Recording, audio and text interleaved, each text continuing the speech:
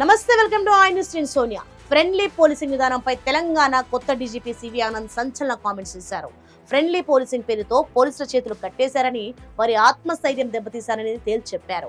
తాను డీజీపీగా రిటైర్ అయ్యేలోపు మళ్లీ కఠిన పోలీసింగ్ విధానమే తెస్తానని, ఎఫెక్టింగ్ పోలీసింగ్ కావాలని స్పష్టం చేశారు.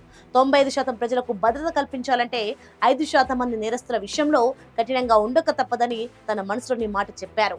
అమెరికా, యూరప్ దేశాల్లో చేసినట్లు భారత్ లో సాఫ్ట్ గా ఉంటే కుదరదని ప్రభుత్వ విధానాన్నే తప్పుపట్టారు.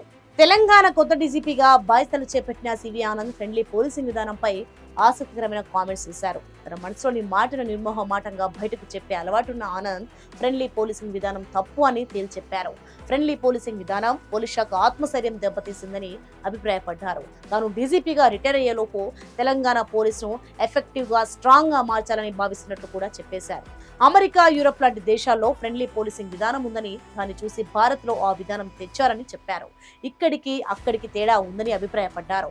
సంఘ వ్యతిరేక శక్తులు, రౌడీ షీటర్లు, క్రిమినల్స్ విషయంలో కఠినంగా ఉండాలని పోలీసులు గట్టిగానే పంచారని చెప్పారు. 95% మంది ప్రజలకు భద్రత కల్పించేందుకు 5% మందిని నియంత్రించడానికి అవసరమైన పనులు చేయాల్సిందే అని చెప్పారు. చట్ట పరిధిలో ఏం చేయాలో అది చేయాలి, పోలీసులు ఎలా ఉండాలో అలాగే ఉండాలని అభిప్రాయపడ్డారు. ప్రజలు కూడా పోలీసులు కఠినంగానే వ్యవహరించాలని కోరుకుంటారన్నారు. ఎంతటి వీఐపీ అయినా సరే చట్టం దృష్టిలో ఒకటే అని, తన సిబ్బందికి ఈ విషయంలో స్వేచ్ఛ ఇస్తామని వెల్లడించారు.